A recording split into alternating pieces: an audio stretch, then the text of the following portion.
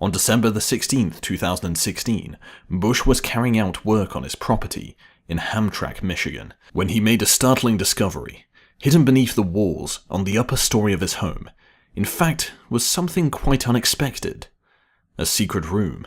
Bush's wife actually inherited the property from her family, who had owned it as far back as the 1930s. To the couple's knowledge, however, nobody realized that there was a hidden chamber on the top floor.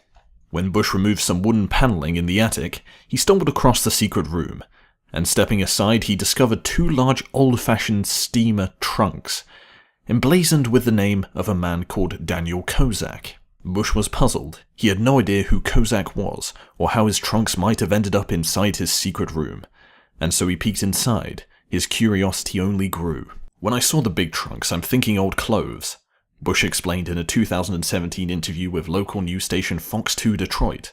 "Or maybe some silver coins or something," he added.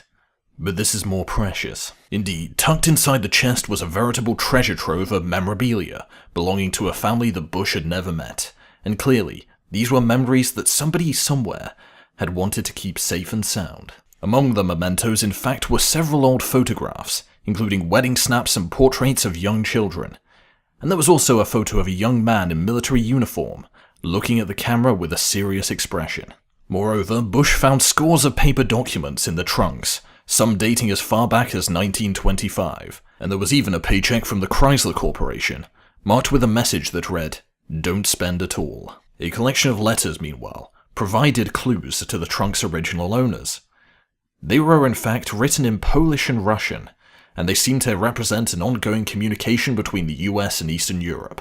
Realizing that the hoard could have great sentimental value to Kozak's descendants, Bush vowed to track them down. "It's so much history in this bag," he said in the Fox 2 Detroit interview. "We just figured if their people are still alive, they might want them. It'd be a hell of a Christmas present." In an attempt to find the mystery family, Bush contacted the local media, and Fox 2 Detroit subsequently covered the story, announcing two more names, Peter and Mike Kozak, that had been mentioned in the documents. Afterwards, then it was a case of writing to see if anyone would come forward. Luckily, Bush, his wife, and the media didn't have to wait long.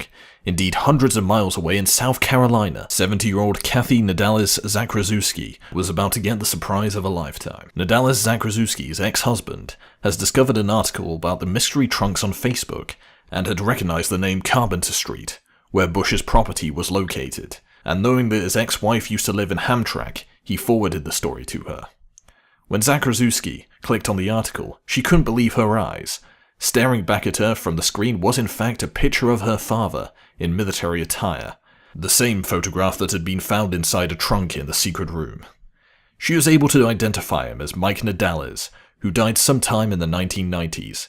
He was in fact Daniel Kozak's stepson, making Nadales-Zakraszewski the granddaughter of the trunk's original owner. Back in the 1950s, Nadales-Zakraszewski's parents relocated to Michigan from Texas in search of work, and they settled in Hamtramck with Nadales-Zakraszewski's grandmother and her husband ahead of beginning a new life. According to Nadales-Zakraszewski, Kozak built the house on Carpenter Street himself. She knew nothing, however, about the secret room, and had no idea why her grandfather chose to hide his family keepsakes so well. Nadales-Zakraszewski recalled Kozak as being a man who spoke little English, but he nevertheless left a lasting impression on her as a young girl.